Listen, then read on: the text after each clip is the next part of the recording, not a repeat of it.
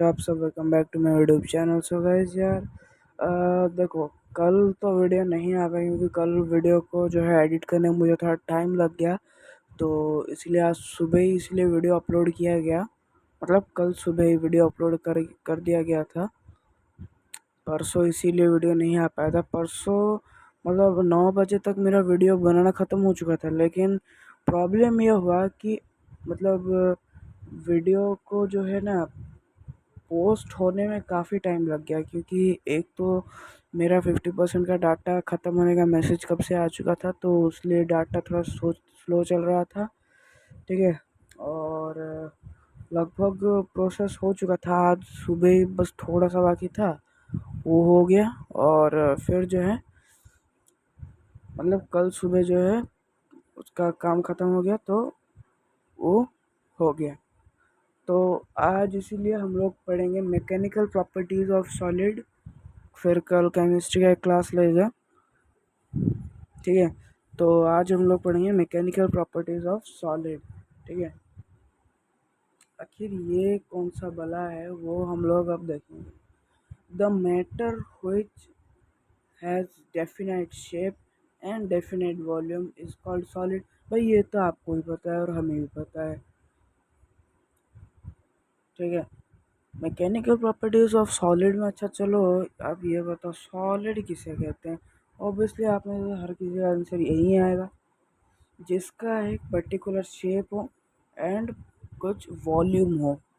Volume का मतलब quantity, इतना क्वांटिटी, इतना किलो या इतना ग्राम उसके अंदर जो है वेट प्रेजेंट होना चाहिए। और उसका डेफिनेट शेप, जैसे कि मान लो एक आइस, आइस का यही चौकोर है ना, उसका डेफिनेट शेप उसको कहीं भी रख दोगे वो यही ऐसे ही रहेगा। ठीक है, वो चेंज होने वाला है नहीं। तो उसका क्या है, एक डेफिनेट शेप है और एक डेफिनेट वॉल्यूम है। एक आइस का वेट मान लेते हैं 3 ग्राम, आप उसको कहीं भी रखोगे वो 3 ग्राम ही रहेगा। ठीक है, उसका चेंज नहीं होने वाला। थोड़ी देर के बाद चेंज हो जाएगा वो अलग बात है, लेकिन आइस को वैसे ही आप रख दोगे ना, तो उसके शेप में कुछ परिवर्तन होगा ना ही उसके वॉल्यूम में। डेफिनेट सब यानी कि उसका unchangeable, that is called solid. Okay, तब उसके कुछ मैकेनिकल प्रॉपर्टीज को जान लेते हैं। These are slowly moving particles, मतलब ये इतनी आसानी से मूव कर नहीं करता। जैसे कि आइस, आइस लिक्विड स्टेट में ही मतलब मूव करता है, लिक्विड के धर्म के अनुसार वो मूव करता है। ठीक है, वो उसके जो पार्टिकल्स है ना वो इतनी आसानी से मूव नहीं करते, वो बहुत धीरे धीरे मूव करते हैं, जो कि हमें नॉर्मल आँखों से दिखाई नहीं देता है। ओके, सॉलिड्स के जो पार्टिकल्स होते हैं वो जो स्लोली मूव करते हैं। अभी यार एक बात देखो, एक बात जो गौर करने लायक है, वीडियो पॉज होने से पहले यहाँ पे आपको एक लाइन दिखा होगा, अभी वो लाइन नहीं है। ऐसा इसीलिए क्योंकि वो जो फर्स्ट जो लाइन था ना गाइस, वो लाइन जो है ना वो पूरा +2 का चैप्टर आता है उसमें। ठीक है, वो जो उसमें एक लास्ट में एक वर्ड था, आप लोग थोड़ा सा पहले भी जाके वो देख सकते हो, वो था इंटरप्लेनर स्पेसिंग। इंटरप्लेनर स्पेसिंग दरअसल दोस्तों आपको अभी नहीं पढ़ाया जा सकता, क्योंकि इंटरप्लेनर स्पेसिंग के ऊपर एक लंबा सारा एक चैप्टर दिया है पूरा, मतलब अच्छी तरीके से आपको क्लियर करवाना पड़ेगा। इंटरप्लेनर स्पेसिंग ऐसे नहीं कि मैं आपको शॉर्ट में बता दूं, शॉर्ट में आपको कुछ भी समझ में नहीं आएगा। मैं तो मैं समझता हूँ कि इंटरप्लेनर स्पेसिंग का मतलब क्या है। इंटरप्लेनर स्पेसिंग का मतलब क्या है वो मुझे आता है, मैं जानता हूँ, लेकिन उसको डिस्क्राइब करना इतना आसान नहीं है। ओके, तो इसीलिए मैंने वही लाइन काट दिया है, तो यहाँ से सेकेंड आई से वो जो है शुरू किया गया है। वेल, तो ये समझ गए, सॉलिड पोजेसेस लो काइनेटिक एनर्जी। इसका मतलब क्या हुआ भाई। तो गाइस पहले तो लो काइनेटिक एनर्जी का मतलब समझो कि लो काइनेटिक एनर्जी क्या है। काइनेटिक एनर्जी का मतलब आप क्या समझते हो, पहले मुझे ये बताओ। काइनेटिक एनर्जी मतलब गतिज शक्ति जिसे बोला जाता है। ठीक है, एक वस्तु अगर गति कर रहा है एक पर्टिकुलर डायरेक्शन में, वो गति कर रहा है यानी कि वो मतलब ऐसे चल रहा है। अगर देसी भाषा में बोलूँ यानी कि वो चल रहा है नॉर्मली। नॉर्मली वो ऐसे ऐसे ऐसे ऐसे ऐसे ऐसे करके चले जा रहा है। ओके, तो जब तक उसे वो जब तक उसे कोई रोकने वाला नहीं है, यानी कोई एक ऐसा फोर्स जो कि उसको रोकता नहीं है, तब तक वो चलते ही जाता है, चलते ही जाता है। ठीक है, so that is called kinetic energy. Kinetic energy मतलब गतिज शक्ति। पूरा हिंदी में अगर मैं आपको बोलूँ, यानी गतिज शक्ति, गति करने की जो शक्ति होती है। न्यूटन्स थर्ड लॉ याद करो, पढ़ा होगा ना न्यूटन्स थर्ड लॉ। कोई चीज़ अगर गति करना चाहती है तो वो गति करती ही रहती है। ठीक है, वैसे ये मैंने आपको समझाने के लिए बोला। न्यूटन्स थर्ड लॉ का ऐसे नहीं बोलना। न्यूटन्स थर्ड लॉ थोड़ा फिजिक्स के ऊपर बोलना। चाहती हो, लड़का लड़की नहीं यहाँ पे ऐसे लगाओ। ठीक है, मैं खाली आपको ऐसे मतलब मैं बता रहा हूँ एग्जांपल से। न्यूटन्स थर्ड लॉ, जब तक किसी वस्तु पे फोर्स अप्लाई नहीं किया जाता वो स्थिर ही रहता है। लेकिन जब किसी वस्तु पे एक फोर्स अप्लाई करा जाता है, एक पर्टिकुलर मैकेनिकल एनर्जी यूज़ किया जाता है। मैकेनिकल एनर्जी मैंने आपको कल समझाया, सुबह आपने वीडियो देखा होगा। तो जब तक कोई आउटर फोर्स उस ऑब्जेक्ट के ऊपर जो है यूज़ नहीं किया जाता, अप्लाई नहीं किया जाता, तब तक वो या तो गति करता रहता है या तो स्थिर रहता है। जब वो फोर्स अप्लाई किया जाता है तो वो गति करता रहता है। ओके, सो तो यहाँ पे जो है ना, लो काइनेटिक एनर्जी, सॉलिड पोजेसेस लो काइनेटिक एनर्जी। मतलब वो सॉलिड का गति करने का जो शक्ति होता है, जो गति शक्ति होता है, वो बहुत ही कम है सॉलिड का। ठीक है, सॉलिड का गति करने का जो शक्ति है ना गाइस, वो बहुत ही कम है। Low low kinetic energy. Okay, next, solids have strong molecular bond. भाई साहब ये तो आपने देखा ही होगा। चलो मैं एक इमेज ले आता हूँ। तो वैसे यहाँ पे जो लिखा है solids have strong molecular bond, ये देखो यहाँ पे आपको गैप्स दिख रहा है बहुत ही कम। ठीक है, ये है सॉलिड के, क्या है ये, सॉलिड के। ओके, ये है सॉलिड का बॉन्डिंग। गाइस देख सकते हो कितना स्ट्रांगली। ठीक है, कोई भी एक दूसरे में पूरा इक्वल गैप, कि पूरा इक्वल गैप एक दूसरे में। आप ऊपर भी देख सकते हो, साइड में, यहाँ पे भी पूरा इक्वल। ठीक है, बॉन्डिंग देखो कितना स्ट्रांग है, इन दोनों के बीच में रिलेशन देखो कितना स्ट्रांग है, देख रहे हो। तो इसीलिए solids are strong bonding. Okay, लो भाई ये आ गया आई नंबर, जो कि अभी आपको पढ़ाया नहीं जा सकता। Okay, so solids have strong molecular bond. Okay, solids are perfectly rigid. तो गैस पहले तो मुझे आप लोग ये बताओ, रिजिड का आप मतलब क्या समझते हो। रिजिड का एक्चुअली मतलब होता है हार्ड। क्या होता है, हार्ड, या जिसे आप कठिन भी बोलते हो, आप जिसे कठिन भी बोलते हो हिंदी में। ओके, हैंडराइटिंग में मत जाना, मुझे स्मार्ट बोर्ड को हैंडल करने में बहुत मुश्किल हो रहा है, तो इसीलिए এটা হচ্ছে कठिन।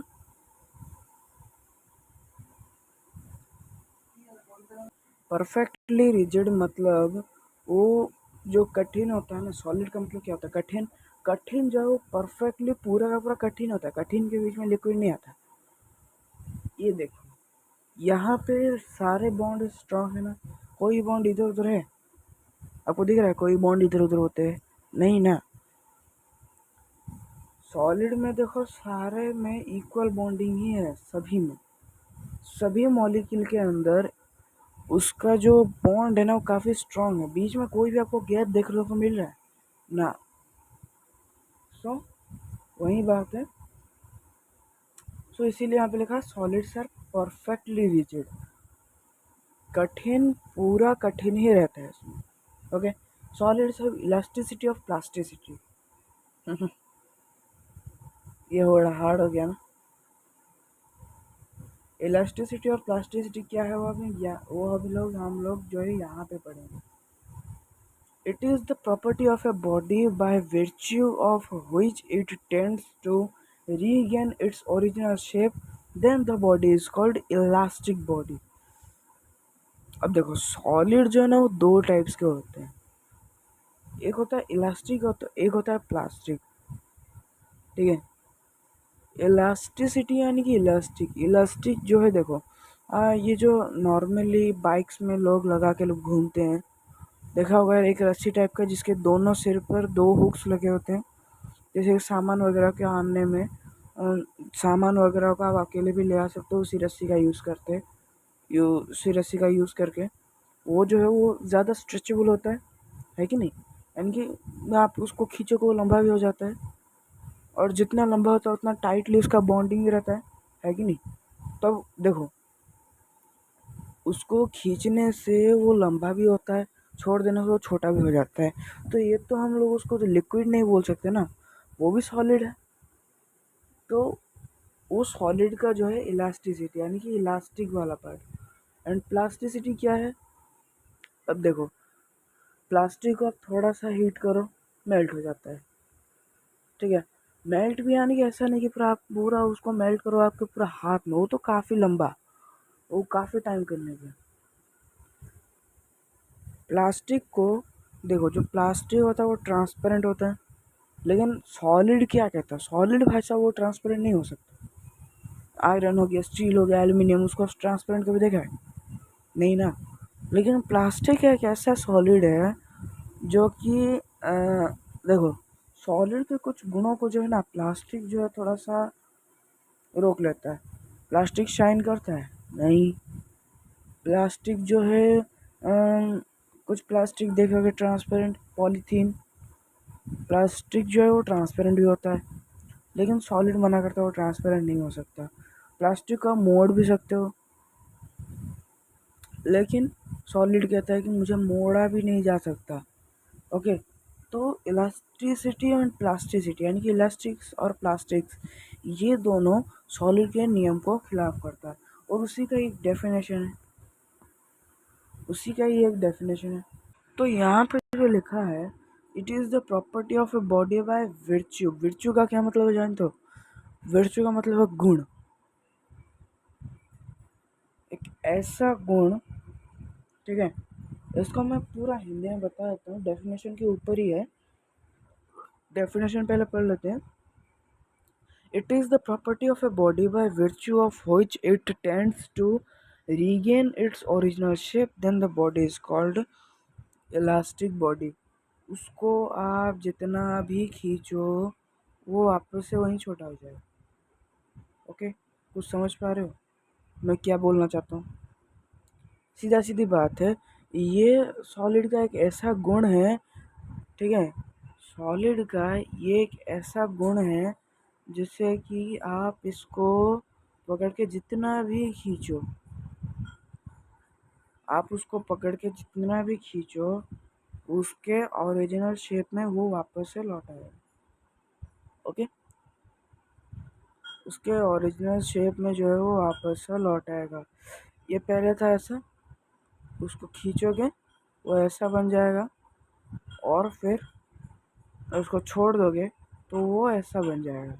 ओके, कुछ समझे? तो यही बात मैं आपको बताने की कोशिश कर रहा हूँ। विर्च्यू का मतलब होता है गुण, यानी कि ये सॉलिड का एक ऐसा पार्ट है जिसको आप जितना भी खींचो एक वो खींचने के बाद में जो है वो वापस से इसी शेप में आ जाएगा। ओके, जैसा उसका पहले से जो उसका शेप था, जितना मीटर था, जितना मीटर लंबा था उतना ही वो लौट आ जाएगा। ठीक है, उसको खूब पूरा खींच दोगे वो वैसे पूरा खींचा हुआ नहीं रह जाएगा, वो वापस से फिर आके जुड़ जाएगा। वो सॉलिड का अपना एक नेचर है। लाइक रबर, स्पॉन्ज, स्टील का भी कुछ वैसा है। स्टील यहाँ पे रिमूव कर देते हैं, स्टील जो है ना वो यहाँ पे रिमूव कर देते हैं। स्टील एक्चुअली कुछ कुछ क्षेत्र में जो है वो रूल को मानता है, बाकी कुछ स्टेट में वो रूल को नहीं मानता है। ठीक है, आपका रबर हो जाता है, स्पॉन्ज हो जाता है। रबर को कितना भी खींचो, रबर को छोड़ दोगे वो वापस से रबर ही कन्वर्ट हो जाएगा, वो ऐसे लंबा नहीं रह जाएगा। स्पॉन्ज भी उसको दबा दो वापस से नॉर्मल हो जाता है। ओके, तो ये पेज आप समझ गए। Next, it is the property. Next होता है प्लास्टिसिटी। इलास्टिसिटी हमने समझ लिया, plasticity it is the property of a body by virtue of which does not regain its original shape then the body is called a plastic body. इस definition के अनुसार देखो, लोहे को आप गर्म करोगे, आप उसको जो भी शेप दोगे वो अम, वो लोहा ही रहेगा ना। यानी कि क्या है, मान लो ये एक लोहा है, तो ये एक लोहा है, मैं इसको हीट दे दूंगा। क्या दे दूंगा? हीट दे दूंगा। और इससे जो है ना, इससे मैं बनाना चाहता हूँ ये, मुझे इसमें से ये बनाना है। ओके, तो क्या करूँगा, मैं इसको हीट दे दूंगा। अच्छा, तो जब मुझे वापस इसको ऐसे बनाना होगा तो मैं क्या दे दूंगा, मैं वहीं हीट दे दूंगा। इसको आप मोल्ड में रख दोगे। ऐसा नहीं कि एक बार ये बन गया वापस से ये नहीं बन सकता, ये बन सकता है। इसको हीट देगा, वापस से आप नीचे डाल दो, वो ऐसे ही पूरा फ्लैट होकर निकलेगा। तो इसके क्षेत्र में क्या है, प्लास्टिक के क्षेत्र में ऐसा नहीं। आपने इसको ऐसे बना दिया, अब दोबारा से आप इसको ऐसे नहीं बना सकते। ठीक है, प्लास्टिक हमें यही कहता है। It is the property of a body, यानी कि ये बॉडी का एक ऐसा गुण है, बॉडी मतलब हमारे बॉडी का नहीं, एक प्लास्टिक है, एक ऐसा गुण है, इसको आपने एक बार वो जो शेप दे दिया, अगर आपके पास में वो मोल्ड नहीं है, यानी कि वो सांचा नहीं है अगर आपके पास में, तो आप अब मान लो वो आपने, देखो सपोज आपके पास में यही प्लास्टिक का चादर है और आपको जो है गमला जैसा एक शेप देना है। ओके, तो यदि वो गमला अगर टूट जाता है तो दोबारा से वो गमला बनाना बहुत मुश्किल है। बनाना तो नहीं जा सकता, सीधा 5 रुपए वाला एक फेविक्विक खरीद के ले आओ और उसमें लगा दो, है कि नहीं। तो लेकिन आप वो प्लास्टिक को दोबारा से जोड़ सकते हो क्या? नहीं, उसका जो है वो एक अलग ही शेप दिखेगा उसका। ठीक है, वो बकवास दिखेगा, अच्छा नहीं दिखेगा। प्लास्टिक एक बार टूट गया, उसको दोबारा से बनाना बहुत ही मुश्किल है। मतलब इसी प्लास्टिक को दोबारा से नहीं बनाया जा सकता। ओके, तो ये आप समझ गए, which does not regain its original shape। ये टूट गया, उसके बाद में इसको आप गमला कह सकते हो क्या? इसको कबाड़ खाने में बेच दोगे 15 रुपए में, है कि नहीं। Then the body is called plastic body. Plasticity का मतलब plastic body. Then clay, wood, ये तो सबसे इजीएस्ट एग्जांपल है। वुड एक इतना बड़ा सा एक दफ्ता है, मैं इसको चेयर बना दूंगा। चेयर बनने के बाद में दोबारा से तो वुड आ ही नहीं सकता। क्ले, किस तरीके से है, मैं इसको ऐसे ही मैं इसको फ्लैट कर दूं तो इसको मैं दोबारा से तो गोल नहीं कर सकता ना, बहुत मुश्किल होगा। तो यही हुआ। अच्छा, गोल तो हर कोई बना लेगा। मैं इसे सपोज एक कुत्ते का शेप दे दूँ, ठीक है, इसे मैं कुत्ते का शेप दे दूँ और कुत्ते से मैं इसको फ्लैट कर दूँ। फ्लैट से कुत्ता करने में इतना इजीली कुत्ता हो जाएगा? नहीं, पहले वाला कुत्ते जैसा तो हो ही नहीं सकता, मैं गारंटी के साथ बोल रहा हूँ। पहले जैसा कुत्ते के जैसा हो ही नहीं सकता, या तो उसके आंखें बड़े हो जाएंगे या तो बाल बड़े हो जाएंगे, है कि नहीं। तो यही चीज़ मैं आपको समझाने की कोशिश कर रहा हूँ। Next, deforming force. तो ये सॉलिड के कुछ मैकेनिकल प्रॉपर्टीज़ आप समझिए पूरी तरीके से। पेन को, या पेन नहीं, पता नहीं क्यों मर गया। नेक्स्ट आता है डीफॉर्मिंग फोर्स। अभी आपका डीफॉर्मिंग फोर्स क्या कहता है? The force which changes the length, the volume and shape of a body is known as deforming force. यानी कि इस तरीके के फोर्स का अप्लाई करने से जो जो एक पदार्थ होता है, पदार्थ का जो बॉडी, ठीक है। बॉडी मतलब उसका आउटर शेल कैसा दिखता है, उसको नॉर्मली अगर साइंस की भाषा में बोलो तो बॉडी। बॉडी जहाँ कहीं बोला जाए इसका मतलब आप ह्यूमन बॉडी मत समझ लो। बॉडी यानी कि उसका आउटर शेल। ये एक ऐसा फोर्स है जिसको आप अप्लाई करोगे अगर किसी वस्तु पे, तो उसका जो लेंथ यानी कि वो उसका जो लंबाई, वॉल्यूम यानी कि उसका क्वांटिटी एंड उसका शेप तो ऑब्वियसली चेंज होगा। गोल होगा फ्लैट हो जाएगा, फ्लैट होगा कुत्ता हो जाएगा, है कि नहीं। उसका लेंथ बढ़ जाएगा या घट भी सकता है। उसका वॉल्यूम भी कम ज़्यादा हो सकता है। तो उसी को कहा जाता है डीफॉर्मिंग फोर्स। आप लोग बोलोगे इसमें क्या है। अच्छा, आप किसी कोचिंग सेंटर में आप जाओगे, एग्जामिनर या फिर जो टीचर होगा वो आपसे ये पूछेगा, अच्छा ऐसा कौन सा फोर्स है जिसको अप्लाई करने से एक बॉडी या फिर कोई वस्तु, कोई मैटर, उसका लेंथ इधर उधर हो जाएगा, उसका वॉल्यूम भी कम ज़्यादा हो सकता है, या उसका जो शेप है वो भी, उसमें भी जो है परिवर्तन आएगा। ऐसा कौन सा फोर्स अप्लाई करने से इन तीनों में चेंजेस आएंगे। Answer is deforming force. आपने मेरा लेक्चर, पीएसएम भाई का लेक्चर पढ़ा हो, देखा हो, सुना हो, समझा हो, तो ये आप इजीली आंसर दे पाओगे, है कि नहीं। Next, restoring force. इन दोनों में थोड़ा सा डिफरेंस है, मैं बोल दूंगा आपको अंदाज़ा लग जाएगा डिफरेंस क्या है। नेक्स्ट, रीस्टोरिंग फोर्स, नाम से ही पता चल जा रहा है। रीस्टोरिंग मतलब ये यहाँ से ऐसा है, वापस इसको आप ऐसा ले आ सकते हो। ओके, इस पॉइंट पे आप वापस से ले आ सकते हो। अच्छा, डीफॉर्मिंग फोर्स हमें क्या कहता है, the force which regain the original length, elastic, rubber. ये आप इसका एक एग्जांपल लिख सकते हो। इसका एक एग्जांपल आप लिख सकते हो। इसका मैं एक एग्जांपल देता हूँ। एग्जांपल आपका हो जाएगा वुड। यार,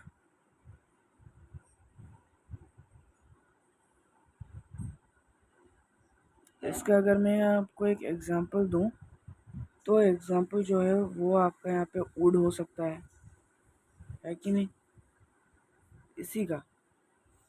और यदि इसका एक एग्जांपल देना, इसका एग्जांपल हो जाएगा रबर, या फिर क्ले लिख देते हैं, क्ले थोड़ा छोटा पड़ जाता है। अब ये क्या कह रहा है थोड़ा सा समझो। The force which regain the original length, volume and shape. ठीक है, ये एक रबर है, इसको मैं खींचूंगा तो ये इतना लंबा हो जाएगा। लेकिन अगर मैं इसको छोड़ दूं तो ये वापस से इस शेप में आ सकता है कि नहीं, बोलो हाँ। मतलब ये आ सकता है कि नहीं, आ सकता है। यानी कि ये क्या हुआ, रीस्टोर हुआ। लेकिन डीफॉर्मिंग फोर्स के अंदर ऐसा नहीं हो सकता। ये कोई एक वस्तु है, इसको आपने ऐसे खींच लिया, अब आप इसके ओरिजिनल फॉर्म, ये जितना लंबा था आप उसको उतना लंबा ला सकते हो, बहुत मुश्किल है। इतने अरसे से होगा नहीं, बहुत ही ज़्यादा मुश्किल है। ओके, लेकिन रबर के केस में ऐसा हो सकता है, क्ले के केस में ऐसा हो सकता है, यानी कि रीस्टोर हो जाता है। ओके, तो वो डिपेंड करता है मैटर के ऊपर, यानी कि वस्तु के ऊपर। ओके, ये पे समझ गए। नेक्स्ट, अच्छा अब इसके भी कुछ मैकेनिकल प्रॉपर्टीज़ हैं। वो क्या है, ये न्यूटन्स का थर्ड लॉ के ऊपर कुछ बेस है। हमेशा एक चीज़ याद रखना, न्यूटन का जो थर्ड लॉ है ना वो हर वक्त अप्लाई नहीं होता। कैसे, मैं यहाँ तक चला हूँ फिर आपको एक एग्जांपल दूंगा। Okay, according to Newton's third law of motion, to every action there is an opposite reaction. ये तो आप सभी को मालूम है, मुझे ही मालूम है, आप लोगों को भी मालूम है। या तो आपने 8th क्लास में ही पढ़ा होगा मोशन के चैप्टर में। मोशन के चैप्टर में न्यूटन को हमेशा घुसाया जाता है, और उसके थर्ड लॉ के अनुसार to every action there is an opposite reaction. Newton's का थर्ड लॉ हर वक्त वैलिड नहीं होता, जैसे फर्स्ट लॉ या सेकंड लॉ वैलिड होता है। फर्स्ट लॉ क्या कहता है न्यूटन का फर्स्ट लॉ, जो मैंने अभी थोड़ी देर पहले बोला, कि किसी वस्तु पे अगर कोई फोर्स अप्लाई किया जाता है तो वो मूव करता रहता है। जब तक उसको फोर्स अप्लाई ना किया जाए, मान लो एक वस्तु है, हमने उसको थोड़ा सा फोर्स अप्लाई कर दिया तो वो क्या करेगा, वो उसी 20 किलोमीटर पर आवर की स्पीड से वो मूव करता रहेगा, है कि नहीं। लेकिन जब तक फ्रिक्शन अप्लाई ना हो, आप मान लो एक साबुन वाला एक सरफेस है, आप वहाँ पे फिसले, तब तक फिसलते रहोगे जब तक आपके सामने कोई दीवार नहीं आ जाता, या तो आपको कोई रोक नहीं लेता, या तो आपको कोई हाथ पकड़ नहीं लेता। क्यों? क्योंकि देखो, एक वस्तु गति कर रहा है मतलब वो ऑटोमेटिकली रुक जाता है। कैसे रुक जाता है? फ्रिक्शन की वजह से। फ्रिक्शन एक आउटर फोर्स है जो कि वस्तु को रोकने के काम में आता है। बिना फ्रिक्शन आप कुछ भी नहीं चेक कर सकते। साबुन के फोर्स पे, साबुन वाले सरफेस पे आप गिरते ही चले जाओगे। आप तब तक खुद से नहीं रोक सकते जब तक कि कोई आपको पकड़ ना ले, कोई आपके सामने दीवार ना आ जाए, आप उसके सहारे आप रोक सकते हो, है कि नहीं। आप खुद का भी बाहुबल यूज़ नहीं कर सकते। कैसे आप यूज़ करोगे? आप एक जगह पे आप खड़े हो भी नहीं सकते, आप खाली गिर जाओगे। चलते हुए आ रहे हो, साबुन के फर्श पे आपका पैर फिसला, आप चले जा रहे हो। क्यों? क्योंकि जैसे आप फिसले, आपको एक आउटर फोर्स मिला, एक ग्रेविटेशनल एक आउटर फोर्स आपको मिला, जिससे कि आप मूव हो रहे हो। यहाँ पे ग्रेविटी पूरा फेल मार गया, ठीक है, ग्रेविटी यहाँ पे टोटली फेल हो गया, जिसकी वजह से आप रुक ही नहीं पा रहे हो, ठीक है। जैसे साबुन का सरफेस ख़त्म होता है, तो साबुन का सरफेस ख़त्म होते ही जो नॉर्मल सरफेस होता है उसमें फ्रिक्शन होता है। तो जब आप वहाँ पे जाओगे, कुछ डिस्टेंस कवर करने के बाद में आप रुक जाओगे। लेकिन साबुन का सरफेस जब तक है तब तक आप फिसलते रहोगे, है कि नहीं। ये न्यूटन का फर्स्ट लॉ है। मतलब ये साबुन वाला फर्स्ट लॉ नहीं है, बस जो मैंने स्टार्टिंग में बोला वही उसका फर्स्ट लॉ है। सेकेंड लॉ क्या कहता है? What says Newton second law? Newton का दूसरा लॉ क्या कहता है? अब न्यूटन का सेकेंड लॉ क्या कहता है कि मान लो एक वस्तु है, ठीक है। ये मैक्सिमम लोगों का डाउट रहता है कि फर्स्ट लॉ क्या कहता है, सेकंड लॉ क्या कहता है, थर्ड लॉ क्या कहता है, और थर्ड लॉ वैलिड है कि नहीं। न्यूटन का सेकंड लॉ क्या कहता है? अच्छा, मान लो एक वस्तु है, ये कोई एक वस्तु है, ठीक है, ये भी स्थिर है। ध्यान से समझो, फर्स्ट लॉ और सेकंड लॉ इसमें बीच में बस थोड़ा सा डिफरेंस है जो कि मैक्सिमम लोग बता नहीं पाते। फर्स्ट लॉ मैंने बता दिया है क्योंकि वीडियो बहुत ही लंबा हो चुका है, अभी 2 पेजेस और हैं कंप्लीट करवाना है मुझे, ठीक है। तो इसीलिए देखो, फर्स्ट लॉ मैंने आपको अभी बताया। जो सेकंड लॉ है उसके अनुसार ये एक वस्तु है, इसका एक मास है। मास का मतलब क्या आप समझते हो? उसका एक वेट है, प्रॉपर एक वेट है। अच्छा, जब मैं इसको फोर्स देता हूँ, क्या देता हूँ? जब मैं इसको फोर्स देता हूँ तो वो एक्सेलरेट करेगा, है कि नहीं। एक्सेलरेट करेगा मतलब मूव करेगा, यानी कि स्पीड पकड़ेगा। एक्सीलेटर होता है ना, गाड़ी में आप एक्सीलेटर दबाते हो तो ही तो गाड़ी आगे बढ़ता है। एक्सेलरेशन यानी कि एक्सीलरेट। एक्सेलरेट मतलब कोई कार में एक्सीलेटर, उस वो जो पैडल होता है, कार में जो पैडल होता है उसका, वो जो जिससे गाड़ी स्पीड पकड़ेगा, उसका नाम एक्सेलरेटर ही क्यों दिया गया? क्योंकि एक्सेलरेट मतलब ही ये है कि अगर मान लो आपका गाड़ी अगर स्थिर है तो उसको एक स्पीड पकड़वाता है, ठीक है। तो स्पीड पकड़वाने को कहा जाता है एक्सेलरेशन।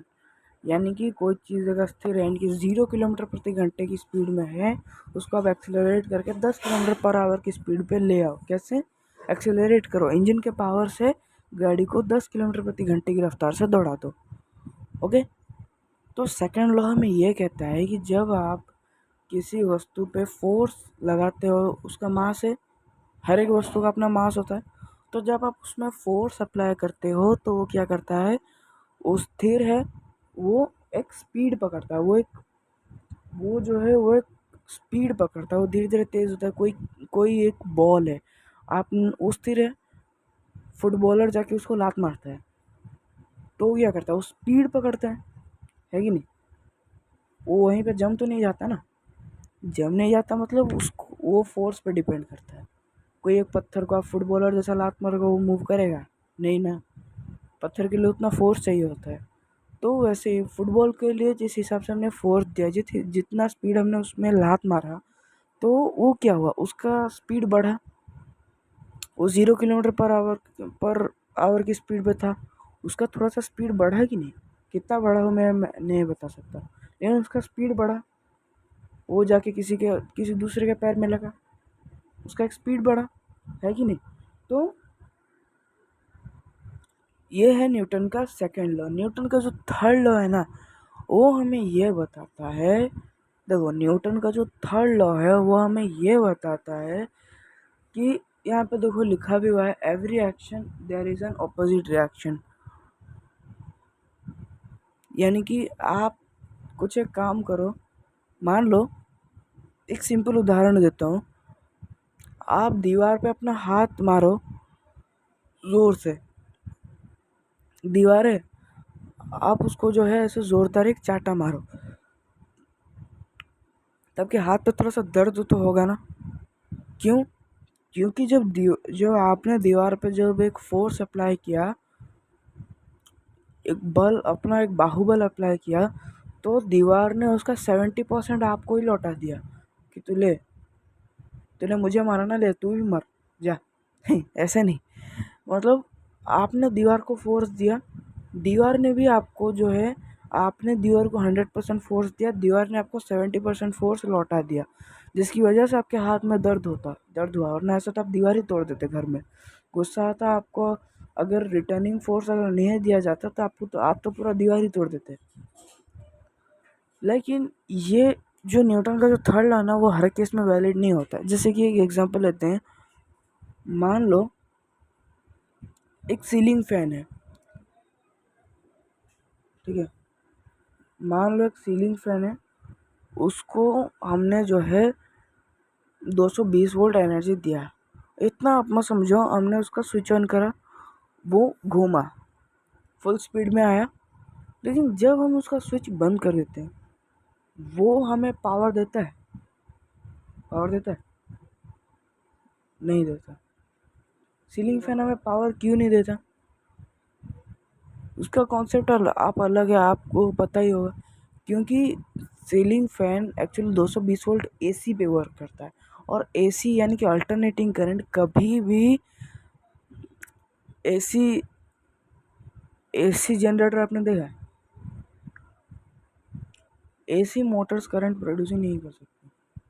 ओके, जो एसी मोटर्स होते हैं वो कभी भी करंट प्रोड्यूस नहीं कर सकते। करंट प्रोड्यूसिंग का काम होता है डीसी मोटर का। अगर हमें एसी करंट चाहिए तो हम उसको एसी में कन्वर्ट करते हैं। डीसी मोटर से ही, यानी कि डीसी करंट ही हमेशा जनरेट किया जाता है। डायरेक्टली एसी करंट जनरेट नहीं किया जाता किसी में, क्योंकि एसी करंट जनरेट होता ही नहीं है। एसी करंट कैसे दौड़ता है? यहाँ से शुरू हुआ ऐसे ऐसे, उसका ग्राफिंग ऐसे है, जबकि जो डायरेक्ट करंट है ना, वो ऐसे ही दौड़ता है। ओके, तो कभी ये ज़ीरो हो जाता है, यहाँ पे ज़ीरो हो जाता है, फिर यहाँ पे आके ज़ीरो हो जाता है, यहाँ पे आके बन जाता है 220। ठीक है? एसी अल्टरनेट होता है ना, तो एसी इसलिए जनरेट नहीं हो सकता। तो जब आप सीलिंग फैन को बंद कर देते हो, सीलिंग फैन को बंद करते हो क्या, जब तक वो घूमता रहता है, सीलिंग फैन बंद होते वो तो तुरंत से बंद नहीं होता ना, तुरंत से वो स्टॉप तो नहीं होता, वो मूव करता रहता है। तब तक वो क्या इलेक्ट्रिसिटी जनरेट कर देता है? नहीं ना। तो वैसे ही, तो अब तो यहाँ पे न्यूटन का थर्ड लॉ तो यहाँ पे वैलिड हुआ ही नहीं, न्यूटन का लॉ तो यहाँ पे फेल हो गया। लेकिन ये जो डिफॉर्मिंग फोर्स और ये जो रीस्टोरिंग फोर्स, इसमें जो है न्यूटन का थर्ड लॉ थोड़ा सा वैलिड है।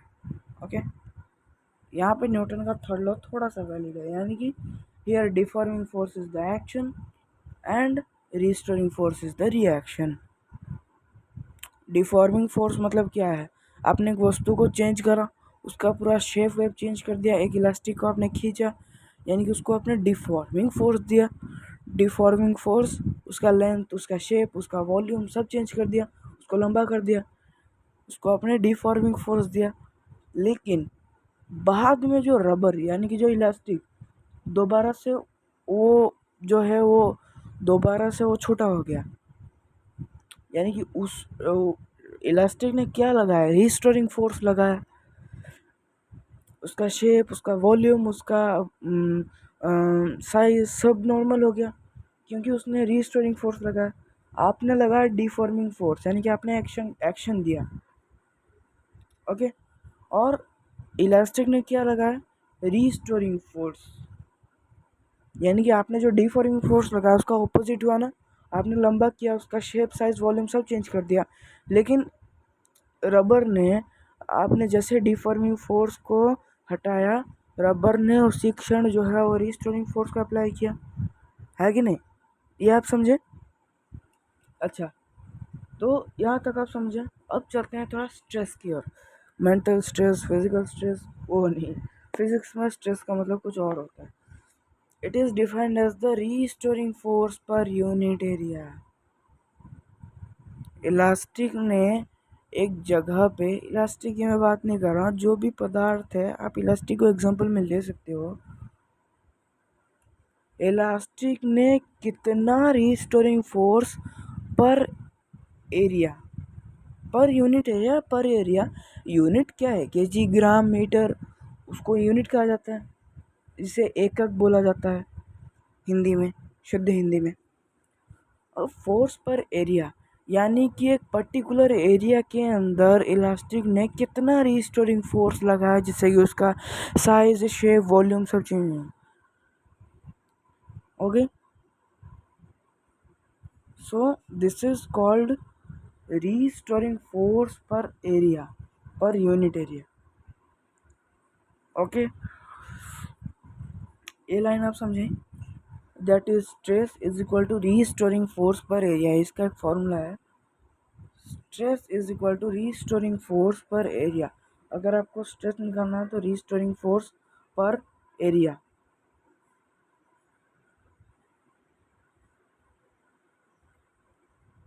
ओके, ये इसका एक फॉर्मूला है, या इसको थोड़ा सा और शॉर्ट कर देंगे, स्ट्रेस को कहा जाता है टी। ओके, स्ट्रेस को कहा जाता है T. T is equal to F per A. Restoring force को आप एफ लिख सकते हो और एरिया को आप ए लिख सकते हो। स्ट्रेस को टी लिख सकते हो, ये सब शॉर्ट फॉर्म है। T is equal to F per A. Okay, ये इसका फॉर्मूला है। अब देखो, मैं यहाँ पर सेकेंड टाइम कुछ कुछ जगहों पे मैं सेकेंड टाइम नहीं समझा रहा हूँ, क्योंकि देखो एक यूट्यूब वीडियो है और उसी हिसाब से डाटा भी खर्च होता है, समझ लो, अपलोड करते दौरान। आज रात से अपलोड करूँगा, अपलोड होते होते पूरा कल सुबह हो जाएगा, प्रोसेसिंग सब होगा, कल सुबह हो जाएगा एकदम से अपलोड करते करते, समझ रहे हो? तो वही बात है, T is equal to F per A, यानी कि ये इसका फॉर्मूला है स्ट्रेस को निकालने का।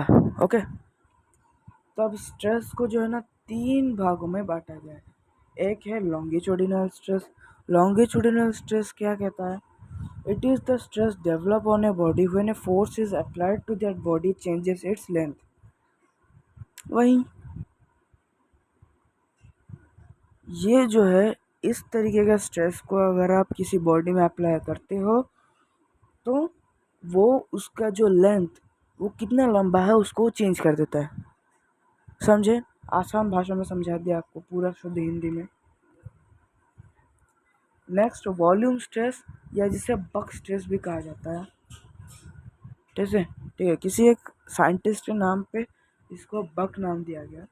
It is the stress develop on a body when a force is applied to that body changes its volume. ठीक है, यहाँ पे क्या हुआ, लॉन्गिट्यूडिनल स्ट्रेस क्या बोलता है, यदि आप उसको खींचो तो उसका लेंथ केवल चेंज होता है, बाकी सब सेम रहता है।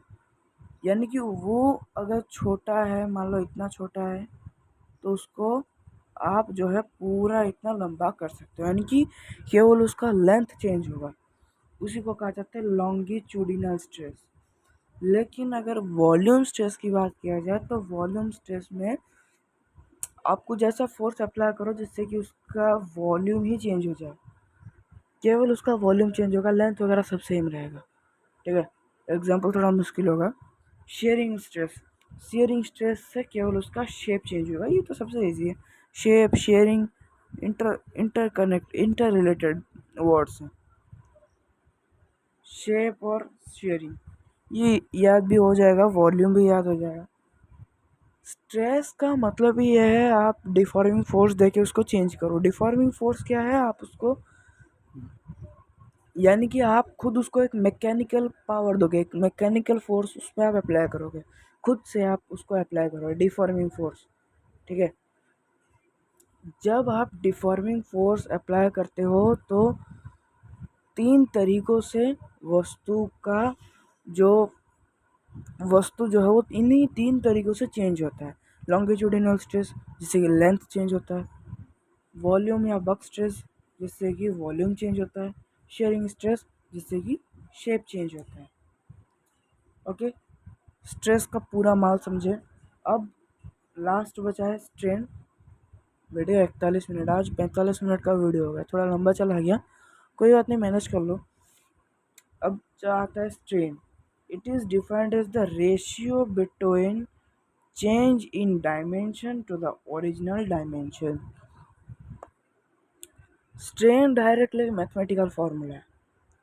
It is defined as the ratio between the change in dimension to the original dimension. ठीक है,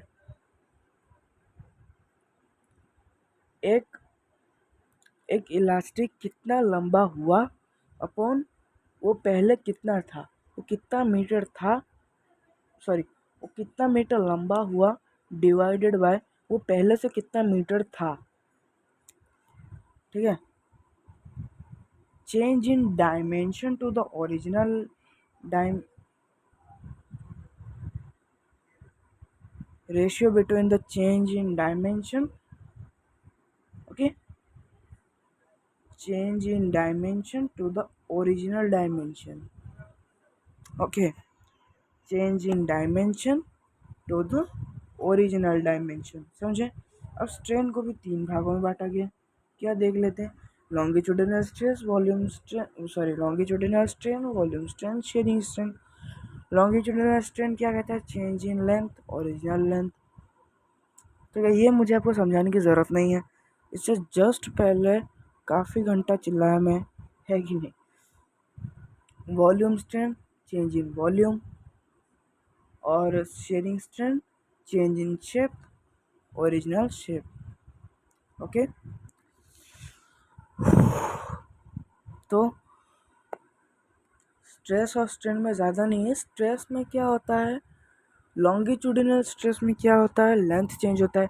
वॉल्यूम स्ट्रेस या बक स्ट्रेस में क्या होता है कि उसका वॉल्यूम चेंज होता है। शेयरिंग स्ट्रेस में क्या होता है, उसका शेप चेंज होता है। इसमें खाली फॉर्मूलेस गिवन है। लॉन्गिट्यूडिनल स्ट्रेन, लॉन्गिट्यूड जो है वो लेंथ से संपर्क रखता है, स्ट्रेस हो या स्ट्रेन हो। वॉल्यूम, वॉल्यूम के साथ में कितना क्वांटिटी, ये स्ट्रेस हो या स्ट्रेन हो दोनों में एक है। स्ट्रेस में क्या है, चेंज होता है, इसमें वो चेंज होता है, वो उसका पूरा फॉर्मूला यहाँ पे गिवन है। ठीक है, ये उसका पूरा का पूरा एक फॉर्मूला गिवन है। ओके, ये पेज पूरा फॉर्मूला आप नोट डाउन कर लो। ये पेज पूरा फॉर्मूला से फुल है। 3 ही फॉर्मूले हैं स्ट्रेन के। अगर ये तीनों स्ट्रेन आपको गिवन है तो आप इजीली जो है निकाल सकते हो कितना स्ट्रेन है। ठीक है, चेंज इन लेंथ आपको गिवन है, आपको ओरिजिनल लेंथ निकालना है, लॉन्गिट्यूडिनल स्ट्रेन अप्लाई कर सकते हो ऐसे ही। तो उम्मीद है आपको वीडियो अच्छा लगा होगा। वीडियो अच्छा लगा हो तो like, share, comment and subscribe. और यदि आपने वीडियो यहाँ तक देखा है तो आपको वीडियो अच्छा लगा है तो थैंक यू वीडियो को यहाँ तक वॉच करने के लिए। और like, share, comment and subscribe. Okay, मिलते हैं नेक्स्ट वीडियो में। पूरा 45 मिनट ही हो गया।